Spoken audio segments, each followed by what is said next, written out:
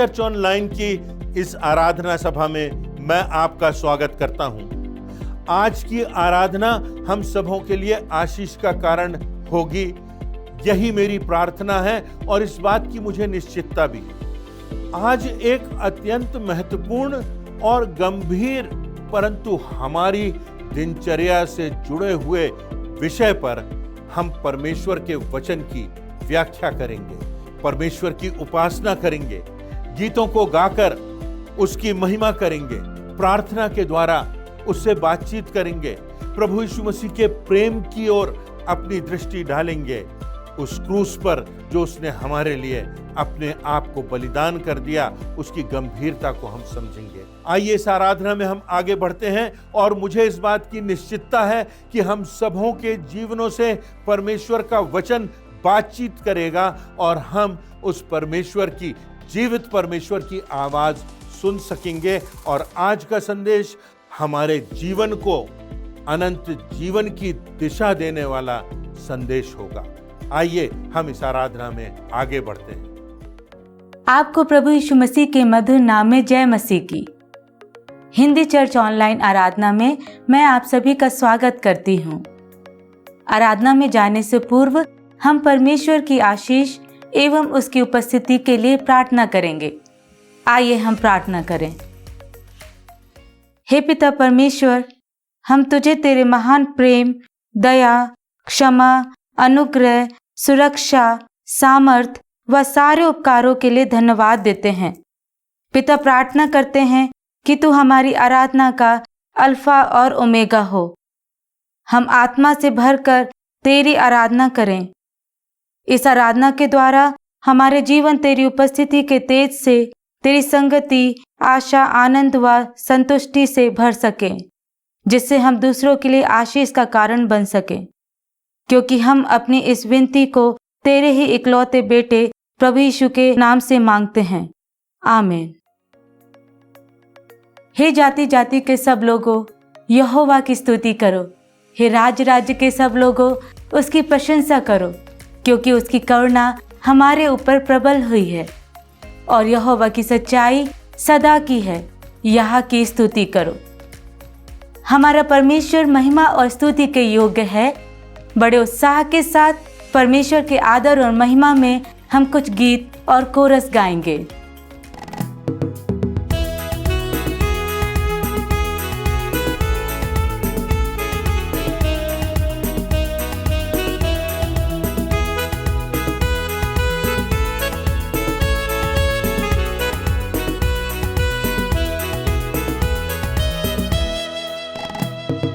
बचने के लिए सिरजे गए हम, आते तेरे पास, लाते हृदय हम, करते तेरी हम उपासना, साधना, आराधना।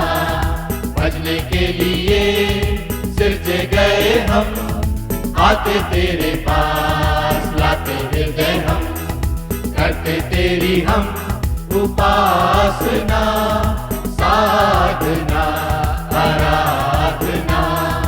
भजने के लिए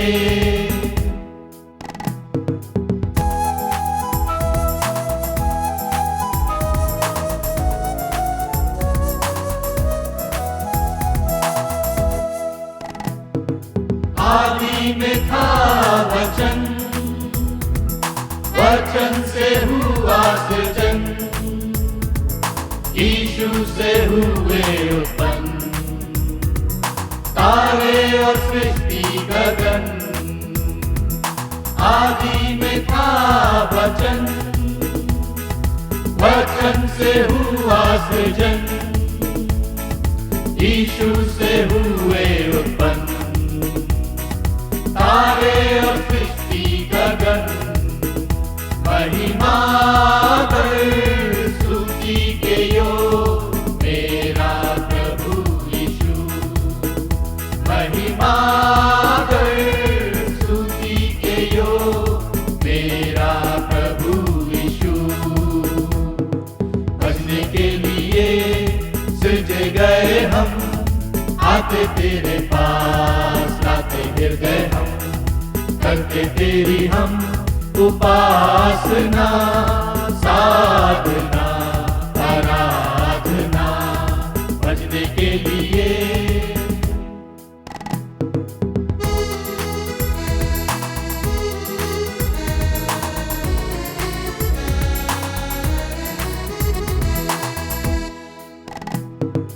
कुछ भी हमारा नहीं, सांसें ये हृदय ये मन, यीशु से हमको मिला उद्धार अनंत जीवन। कुछ भी हमारा नहीं, सांसें ये हृदय ये मन, यीशु से हमको मिला उद्धार अनंत जीवन। तेरी दया बनी रहे मेरे प्रभु यीशु, तेरी दया बनी रहे मेरे प्रभु यीशु। भजने के लिए सृजे गए हम, आते तेरे पास गाते हृदय हम, करते तेरी हम उपासना साधना आराधना भजने के लिए भजने के लिए भजने के लिए।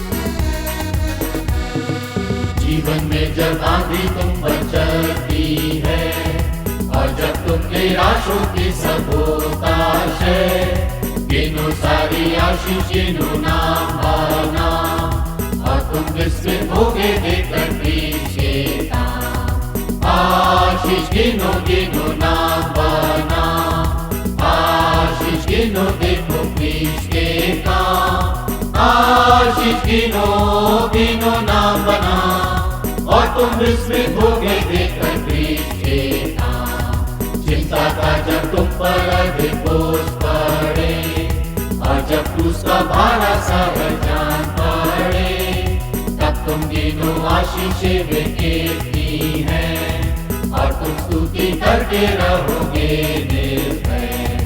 आशीष गिनो गिनो नाम बना, आशीष गिनो देखो पीछे काम। आशीष गिनो गिनो नाम बना, और तुम विस्मित होगे देखकर पीछे काम। सांसारिकता धन संपत्ति देखते हो, किंतु यीशु देता है धन अनंता। गिनो सारी आशीष जो है बेनादाम, स्वर्ग में आनंद होगा और विभूषित नाम। आशीष गिनो गिनो नाम बना, आशीष गिनो देखो पीछे काम। आशीष गिनो गिनो नाम बना, और तुम विस्मित होगे देखकर पीछे काम। सो इस युद्ध में स्मरण रखो हर समय, धीरज तुम न खोना ईश्वर साथ में है। सब आशीषें गिनो दूत बढ़ने है पास, यात्रा भर में देते हैं सहयोग विश्वास। आशीष गिनो गिनो नाम बना, आशीष गिनो देखो पीछे काम। आशीष गिनो गिनो नाम बना, और तुम विस्मित होगे देखकर पीछे काम। हमारी जिंदगी में हमारी बातचीत बहुत महत्वपूर्ण होती है। हमारे शब्दों का प्रभाव न सिर्फ इस जीवन तक परंतु अनंत जीवन तक होता है। कितनी बार ऐसा होता है कि जब हम बातचीत करते हैं तो बिना सोचे समझे हमारे मन में जो कुछ भी आता है कह देते हैं। ऐसा व्यवहार हमारे जीवन और हमारे संबंधों और यहाँ तक कि हमारी नियति के लिए खतरनाक हो सकता है। वचन में लिखा हुआ है, अच्छा वृक्ष अच्छा फल देता है और बुरा वृक्ष बुरा फल देता है। हमारी बातचीत से ही पता चलता है कि हम किसकी संतान हैं, परमेश्वर की या शैतान की। हम किस वृक्ष के फल हैं, हमारा पिता कौन है। मत्ती रचित सुसमाचार उसके 12वें अध्याय की 36वीं आयत में लिखा हुआ है, और मैं तुमसे कहता हूं कि जो जो निकम्मी बातें मनुष्य कहेंगे, न्याय के दिन हर एक बात का लेखा देंगे। हमारी बातचीत कैसी होना चाहिए? क्योंकि हमारी बातचीत का परिणाम और प्रभाव दूरगामी होता है। इन बातों पर हम विचार करेंगे। नीति वचन उसका 18वां अध्याय और उसकी 7वीं तथा 21वीं आयतों में लिखा है, मूर्ख का विनाश उसकी बातों से होता है और उसके वचन उसके लिए फंदे हो जाते हैं। जीभ के वश में मृत्यु और जीवन दोनों होते हैं। नीति वचन का लेखक यहां पर हमारी शारीरिक मृत्यु ही की नहीं, परंतु अनंत मृत्यु की बात कर रहा है। वह स्वर्ग और नरक की बात कर रहा है। मृत्यु और जीवन जीभ के वश में होते हैं, और जो उसे जिस रीति से काम में लाता है वह वैसा ही फल भोगता है। उसका हम सदुपयोग भी कर सकते हैं, दुरुपयोग भी कर सकते हैं। आशीष का कारण भी हो सकती है हमारी बातचीत, और शाप का कारण भी हो सकती है। तो इस बातचीत के विषय में जो शब्द हमारे मुख से निकलते हैं, इस संदर्भ में वचन में क्या लिखा है, हम आज कुछ बातों पर चर्चा करेंगे। पहली बात, हमारी बातचीत हमारे संबंधों को प्रभावित करती है। हम उन लोगों के पास जाना पसंद करते हैं जिनके पास हमें प्रेम के शब्द मिलते हैं, जिनके पास हमें सुपरामर्श मिलती है, जिनके पास हमें क्षमा की वाणी प्राप्त होती है। हम उन लोगों के पास जाना चाहते हैं जो हमसे गलती हो जाने के बाद भी अपने संबंध नहीं तोड़ते, हमको समझाते हैं, हमसे प्रेम पूर्वक बात करते हैं, हमारी बातों को सुनते हैं और हमें सही मार्ग पर ले जाने के लिए प्रोत्साहित करते हैं। हम ऐसे लोगों के पास जाना नहीं चाहते जिनकी बातों से दिल में चोट लगती है, जिनकी मानसिकता नकारात्मक बातों की ओर लगी रहती है, जो नकारात्मक बातें करते हैं, जो दूसरों को पीड़ा पहुंचाने वाली बातें करते हैं, बिना ये सोचे कि सामने वाले व्यक्ति के दिल और दिमाग पर मेरे एक एक शब्दों का क्या प्रभाव पड़ेगा। याकूब की पत्री के 3 अध्याय की 5वीं और 6वीं आयतों में लिखा है, जीभ भी एक छोटा सा अंग है और बड़ी बड़ी डींगे मारती है। देखो थोड़ी सी आग से कितने बड़े वन में आग लग जाती है। जीभ भी एक आग है। जीभ हमारे अंगों में अधर्म का एक लोक है और सारी देह पर कलंक लगाती है और भव चक्र में आग लगा देती है और नरक कुंड की आग से जलती रहती है। हमारे संबंधों को हमारी बातें जोड़ती हैं या तोड़ती हैं। छोटी सी बातों से घनिष्ठ संबंध बिगड़ जाते हैं, परिवार टूट जाते हैं। जो जीभ परमेश्वर ने हमें दी है, यह आग के समान है, वचन हमें यह बताता है। और इस आग का इस्तेमाल सकारात्मक भी हो सकता है, नकारात्मक भी हो सकता है, भोजन बनाने के लिए भी हो सकता है और विनाश करने के लिए भी हो सकता है। हमारी कटुवाणी हमारे व्यक्तिगत संबंधों को जला सकती है, बर्बाद कर सकती है, समाप्त कर सकती है। ना सिर्फ इतना ही, परंतु परमेश्वर के साथ भी हमारे संबंधों को हमारी जीभ बर्बाद कर सकती है। गिनती की पुस्तक के 21वें अध्याय की 5वीं और 6वीं आयतों में लिखा है, सो वे परमेश्वर के विरुद्ध बातें करने लगे और मूसा से कहा, तुम लोग हमको मिस्र से जंगल में मरने के लिए क्यों ले आए हो? यहाँ तो ना रोटी है ना पानी है और हमारे प्राण इस निकम्मी रोटी से दुखित हैं। सो यहोवा ने उन लोगों में तेज विष वाले सांप भेजे जो उनको डसे और बहुत से इस्राएली मर गए। परमेश्वर ने इस्राएलियों को मन्ना खिलाया, उनके वस्त्र कभी खराब नहीं होने पाए। परमेश्वर ने लाल समुद्र को 2 भागों में अद्भुत रीति से बांट दिया, परंतु इसके साथ ही परमेश्वर ने तेज विष वाले सांप भी भेजे, जिससे बहुत से इस्राएली मर गए, क्योंकि वे बड़बड़ाते थे, वे कुड़कुड़ाते थे, वे हर बात में शिकायत करते थे। उनका व्यवहार देखकर परमेश्वर का क्रोध भड़कता था और परमेश्वर के साथ हमारे संबंधों पर भी हमारी बातचीत का दुष्प्रभाव पड़ता है और हमारे संबंध परमेश्वर से टूट जाते हैं। दूसरी बात, हमारी बातचीत हमारी आत्मिक परिपक्वता को प्रकट करती है। पौलुस अपने जीवन के अंतिम समय में अपने शिष्य तिमुथियुस को पत्र लिखता है। तिमुथियुस के नाम पौलुस प्रेरित की पहली पत्री के 4 अध्याय की 12वीं आयत में लिखा हुआ है, कोई तेरी जवानी को तुच्छ न समझने पाए, पर वचन, यहां ध्यान दीजिए, वह कह रहा है परंतु वचन और चाल चलन और प्रेम और विश्वास और पवित्रता में विश्वासियों के लिए आदर्श बन जा। सबसे पहली बात वह कहता है कि वचन में सिद्ध हो, जिससे तेरा चाल चलन सिद्ध हो। जब चाल चलन अच्छा होगा तो तू प्रेम में परिपक्व होगा, विश्वास मजबूत होगा और तब तू विश्वासियों के लिए भी आदर्श बन जाएगा। हमारे शब्द किसी के लिए दवा के समान भी हो सकते हैं और जहर के समान भी।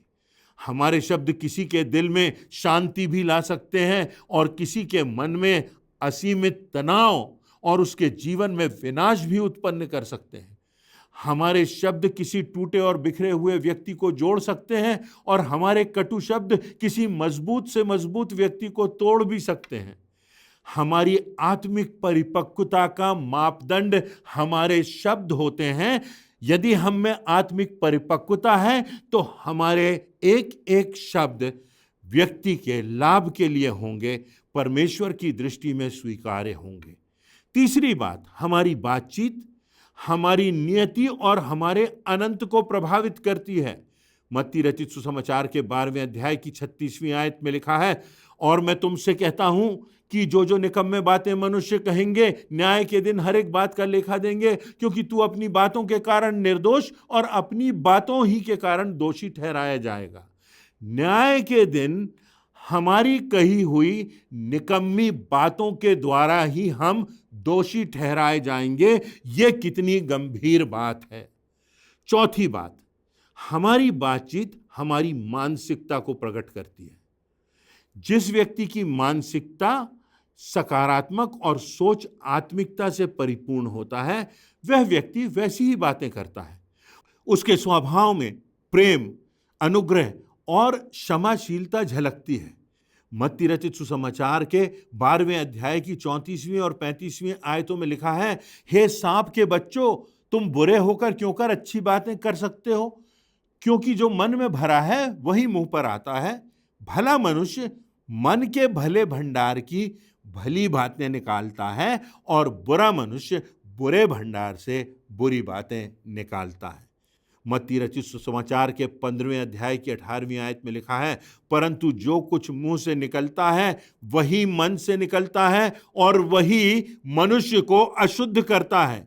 जो मन में होता है वही मुंह से निकलता है, और ध्यान दीजिए लिखा हुआ है वही मनुष्य को अशुद्ध करता है।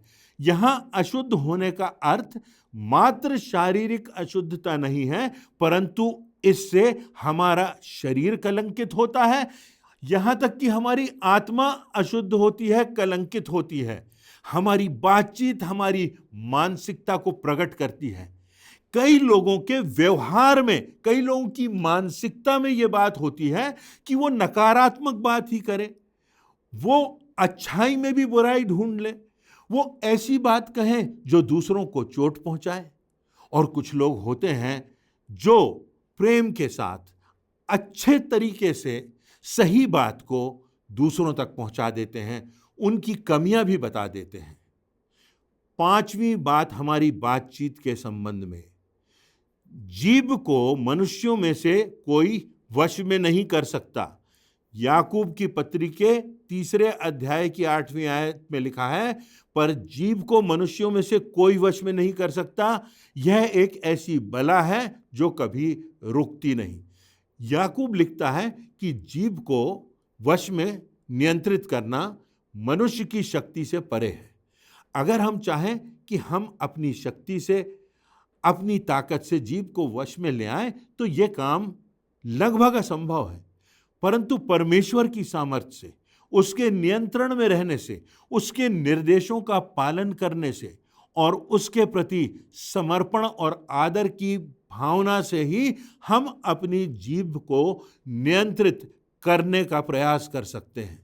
आज हम देखेंगे कि कैसे हम अपने वचनों के प्रति सावधान हो सकते हैं और अपने वचनों को अपने आत्मिक सोच के द्वारा नियंत्रित करने का सतत प्रयास कर सकते हैं।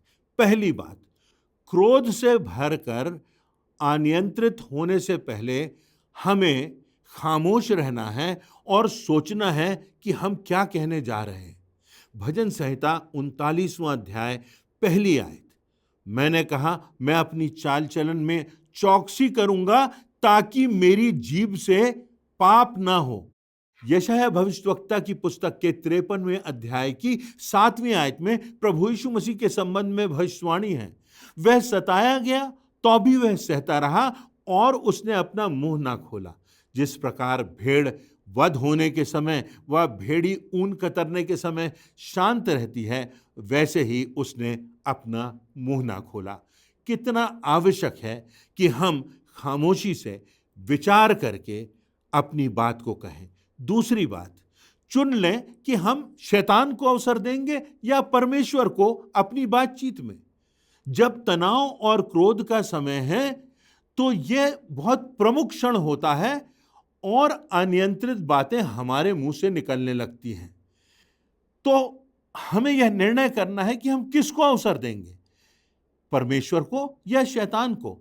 इफिसियों की पत्री के 4 अध्याय की 26वीं और 27वीं आयतों में लिखा हुआ है कि क्रोध तो करो पर पाप मत करो, सूर्य अस्त होने तक तुम्हारा क्रोध ना रहे और ना शैतान को अवसर दो। प्रभु यीशु मसीह ने पतरस को मत्ती रचित सुसमाचार के 16वें अध्याय की 23वीं आयत में डांटते हुए कहा, हे शैतान मेरे सामने से दूर हो जा। यीशु ने शैतान को कार्य करने का अवसर नहीं दिया। अगर हम परमेश्वर को कार्य करने का अवसर देंगे तो हमारे परिवार बर्बाद होने से बचेंगे, हमारे संबंध समाप्त होने से बचेंगे, हमारा चरित्र विघटित होने से बचेगा। तीसरी बात, हमें याद रखना है कि बुराई को बुराई से जीता नहीं जा सकता। संसार तो बदला लेना सिखाता है।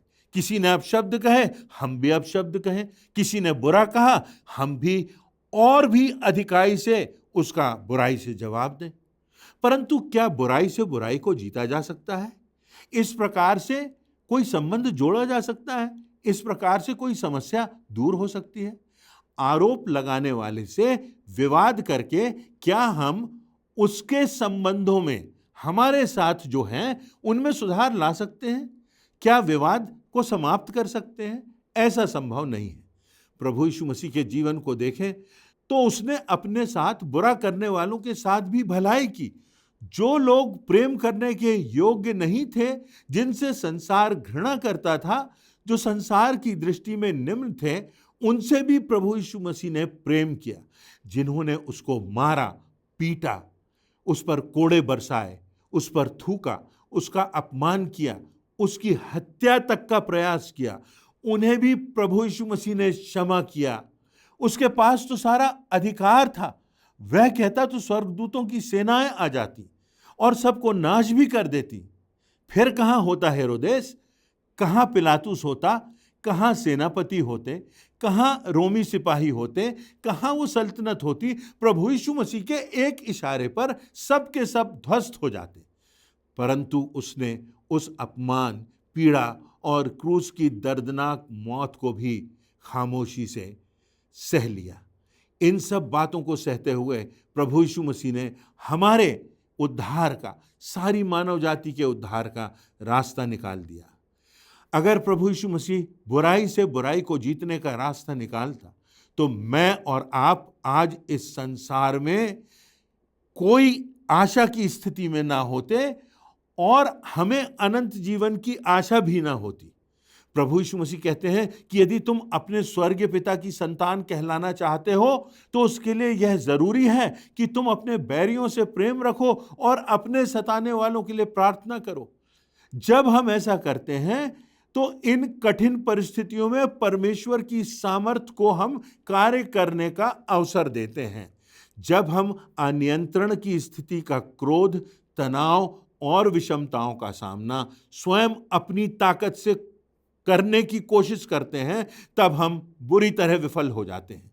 इसीलिए पौलुस कहता है, जब भी मैं कमजोर होता हूं तभी परमेश्वर की सामर्थ्य मेरे जीवन में कार्य करती है। जब मैं कमजोर होता हूं तो मैं विनम्र भी होता हूं। जब हम अपने अहम का त्याग कर देते हैं तब परमेश्वर की सामर्थ्य काम करती है। तब उसकी योजना हमारे जीवनों में पूरी होती है और उसकी गवाही होती है। अंत में यह बात कि हमारी बातचीत में क्या होना चाहिए, वचन के संबंध में जो चौथी और प्रमुख शिक्षा आज हमारे लिए है वह फिलिप्पियों की पत्री उसके 4 अध्याय की 8वीं आयत में पाई जाती है, जहां लिखा है, निदान है भाइयों, जो बातें सत्य और जो बातें आदरणीय हैं और जो बातें उचित और जो बातें पवित्र हैं, जो बातें सुहावनी हैं, मन भावनी हैं, सद्गुण और प्रशंसा की बातें हैं, उन्हीं पर ध्यान लगाया करो। क्या दिन भर में हमारा ध्यान इन बातों की ओर जाता है या दूसरों की कमजोरियों को और कमियों को निकालने में जाता है, दूसरों पर उंगली उठाने में जाता है? इस आयत में खास बात यह है कि हमें अच्छी और पवित्र बातों की ओर ध्यान लगाना है। किसी की बुराई और नकारात्मक पक्ष, किसी की कमजोरी पर ध्यान नहीं लगाना है। उसको हम सुधार सकते हैं, सही रास्ता बता सकते हैं, परंतु सही शब्दों में आदर के साथ, जैसा प्रभु यीशु मसीह ने हमको सिखाया है। परंतु अच्छी बातों पर जो आदरणीय हैं, उचित हैं, पवित्र हैं, सुहावनी हैं, सद्भावनी हैं, सद्गुण और प्रशंसा की बातें हैं, उन पर हमें ध्यान लगाना है। 5वीं बात, हमारे मुख से निकले हुए वचन के संदर्भ में हमारी बातचीत खरी हो, सच्ची हो, अटल हो। याकूब की पत्री के 5वें अध्याय की 12वीं आयत में लिखा है, तुम्हारी बातचीत हाँ की हाँ और ना की ना हो, ताकि तुम दंड के योग्य ना ठहरो। एक प्रभु यीशु मसीह के शिष्य के रूप में हमारी बातों में खराई होना चाहिए, हाँ की हाँ और ना की ना। अगर इसके विपरीत हुआ तो हम दंड के योग्य ठहरेंगे। किसी भी व्यक्ति की पहचान होती है उसकी कथनी और करनी से। यदि हम कहें कुछ और करें कुछ तो हम लोगों के बीच अपना विश्वास खो देते हैं। यदि हमारी कही हुई बात, कही हुई प्रतिज्ञा के अनुसार हमारा कार्य होता है तो लोगों की दृष्टि में हमारा जीवन गवाही के रूप में होता है, विश्वास योग्यता का होता है। 6वीं बात, हमारे वचनों के संबंध में कुलुस्सियों की पत्री उसके 4 अध्याय की 6वीं आयत में लिखा है, तुम्हारा वचन सदा अनुग्रह सहित और सलोना हो। देखिए यहां लिखा है सदा अनुग्रह सहित और सलोना हो। हमें हर मनुष्य को उचित रीति से उत्तर देना है। पौलुस कहता है तुम्हारा वचन अनुग्रह के साथ हो। अनुग्रह में 2 बातों की प्रमुखता होती है, क्षमा और प्रेम की। हमारा वचन क्या अनुग्रह के साथ होता है? क्योंकि हम पर परमेश्वर का अनुग्रह हुआ है, हमसे परमेश्वर ने प्रेम किया है। प्रभु यीशु मसीह के द्वारा हमें संपूर्ण क्षमा मिली है। प्रभु यीशु मसीह के अनुग्रह के द्वारा ही हमारा उद्धार हुआ है। तो हमें भी अपने विरोधियों के साथ और उनके साथ जो हमसे सहमति नहीं रखते, अनुग्रह से, आदर से अपनी बात कहना है, अटल होकर के कहना है, निश्चितता से कहना है, परंतु फिर भी हमारी बात में प्रभु यीशु मसीह की वो शोभा दिखाई देना चाहिए। 7वीं बात हमारे वचनों के संबंध में इफिसियों की पत्री उसके 4 अध्याय की 29वीं आयत में लिखा है, कोई भी गंदी बात तुम्हारे मुंह से ना निकले, पर आवश्यकता के अनुसार वही जो उन्नति के लिए उत्तम हो, ताकि उससे सुनने वालों पर अनुग्रह हो। क्या हमारी बात आवश्यकता के अनुसार होती है? क्या हमारे शब्द सीमित होते हैं या हम थोड़ी ज्यादा ही सलाह दे देते हैं, या हम कुछ ज्यादा ही कह देते हैं। वही कहें जो दूसरों की उन्नति के लिए उत्तम हो और उससे सुनने वालों पर अनुग्रह हो, क्योंकि हमें परमेश्वर के आदेश के अनुसार चलना है और जो कुछ कहा प्रभु को हमें उन बातों का लेखा देना है। हमारी अनर्थ और नकारात्मक बातों से परमेश्वर का क्रोध भड़कता है, यह हमें स्मरण रखना है। परंतु यदि हम हमारी बातचीत के द्वारा शैतान को अवसर ना दें, परमेश्वर को अवसर दें, तो हम बुराई को भलाई से जीत लेंगे।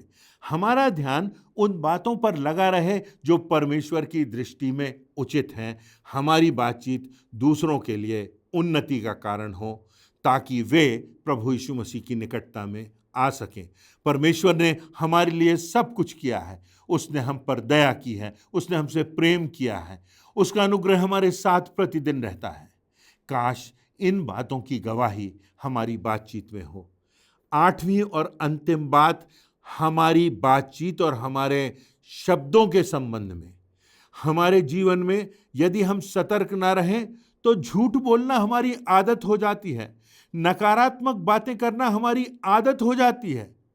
देखें, वचन में लिखा है, कुरिन्थियों की पहली पत्री 6वें अध्याय की 9वीं और 10वीं आयत, क्या तुम नहीं जानते कि अन्यायी लोग परमेश्वर के राज्य के वारिस ना होंगे। धोखा ना खाओ, ना वेश्यागामी, ना सृष्टि के उपासक, ना पर स्त्रीगामी, ना लुच्चे, ना पुरुषगामी, ना चोर, ना लोभी, ना पियक्कड़, ना गाली देने वाले, ना अंधेर करने वाले परमेश्वर के राज्य के वारिस होंगे। तो हम सतर्क रहें, अपनी बातों पर नियंत्रण रखने का सतत प्रयास करते रहें, क्योंकि ये बातें हमारे जीवन पर, हमारी मानसिकता पर, हमारे संबंधों पर और हमारे अनंत पर प्रभाव डालेंगी। एक प्रश्नों की श्रृंखला अपनी व्यवहारिक दिनचर्या के विषय में आज आपसे कर रहा हूं, जो प्रतिदिन हमारी जिंदगी से जुड़ी हुई है, और यह कहकर मैं अपनी बात को समाप्त करूंगा। यह प्रश्न मेरे और आपके लिए है। क्या आपने आज किसी एक व्यक्ति के लिए जो अंधकार का जीवन जी रहा है उसके लिए प्रार्थना की है? क्या आपने आज किसी व्यक्ति को अपने शब्दों से प्रोत्साहित किया है? क्या आपने आज किसी एक व्यक्ति के लिए परमेश्वर को धन्यवाद दिया है?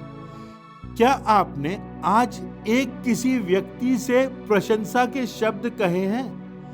क्या आपने आज किसी एक व्यक्ति को क्षमा किया है? तो आज हम इन बातों पर विचार करें और अपने हृदय को देखें और इस बात को जानें कि हमारी बातचीत बहुत प्रमुख होती है, ना सिर्फ इस संसार की दृष्टि में, ना सिर्फ हमारे संबंधों के संदर्भ में, परंतु परमेश्वर की दृष्टि में और हमारे नियति के, हमारे अनंत विनाश या हमारे अनंत जीवन के परिप्रेक्ष्य में। परमेश्वर इन बातों से हम सबों को आशीष दे।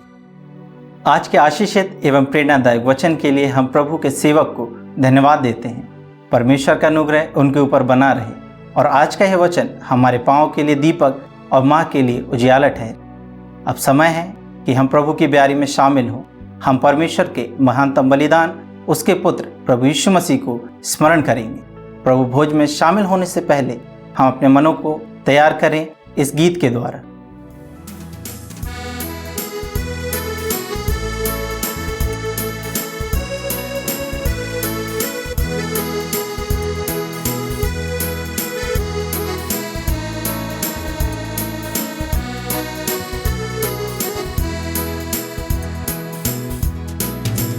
से ही तेरा निशान, आगे बढ़े जवान, पीछे न हटना कभी। यीशु है तेरी चट्टान, क्रूस से ही तेरा निशान, आगे बढ़े जवान, पीछे न हटना कभी। तेरी चट्टान, क्रूस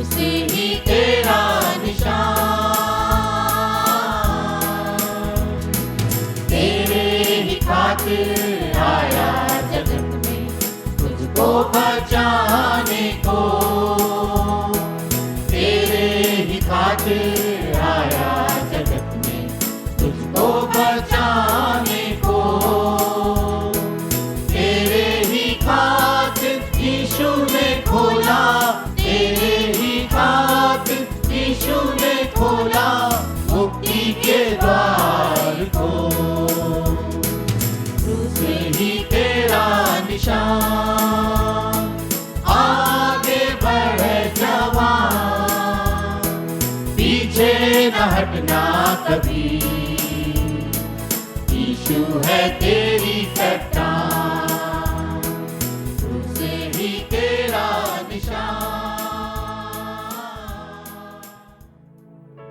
प्रभु यीशु मसीह जिस रात वह पकड़वाए जाने को था, उसने रोटी ली और उसे तोड़ी और अपने चेलों को देकर कहा, यह मेरी देह है जो तुम्हारे लिए तोड़ी जाती है।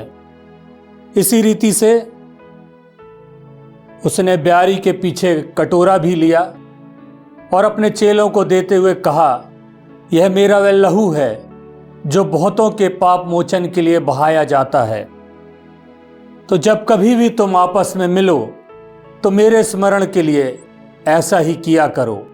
आइए हम इस विधि पर परमेश्वर की आशीष मांगें, प्रार्थना करें। हमारे जीवित और दयालु प्रेमी पिता परमेश्वर, एक बार फिर बड़ी दीनता और नम्रता के साथ आपके चरणों के नजदीक आते हैं।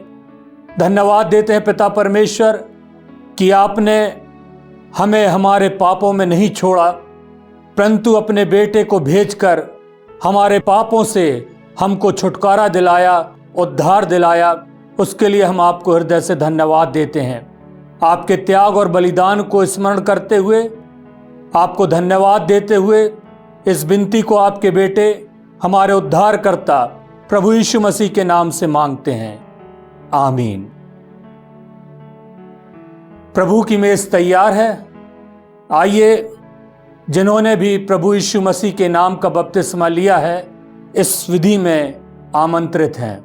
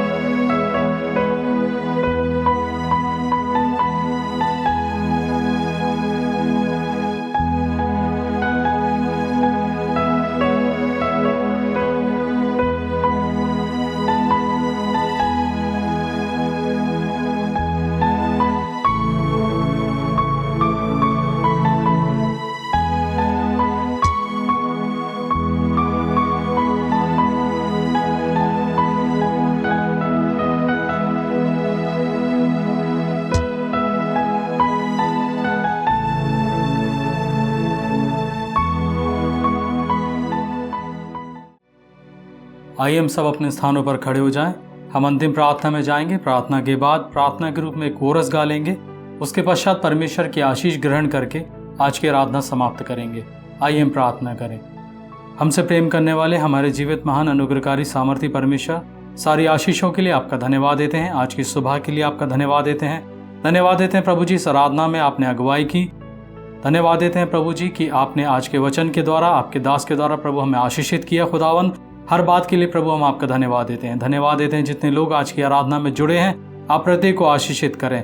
प्रार्थना करते हैं परमेश्वर आने वाले सप्ताह में हम सबों को अनुग्रहित करें, आशीषित करें और प्रभु जी होने दे कि हर बात में आपके नाम को महिमा मिल सके। इस संपूर्ण आराधना को एक बार फिर से आपके हाथों में सौंपते हुए विनती प्रभु यीशु मसीह के नाम से मांगते हैं, आमीन। पवित्र आत्मा,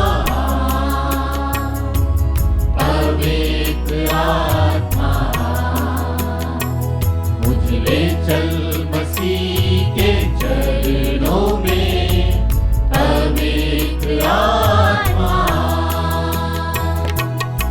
पवित्र आत्मा, पवित्र आत्मा, मुझ ले चल मसीह के चरणों में। पवित्र आत्मा, सिर्फ तेरे लिए यीशु, तेरे लिए, सिर्फ तेरे लिए यीशु, तेरे लिए, सिर्फ तेरे लिए यीशु, तेरे लिए मैं हाथ उठाता हूँ। पवित्र आत्मा, पवित्र आत्मा, मुझ ले चल मसीह के चरणों में। पवित्र आत्मा।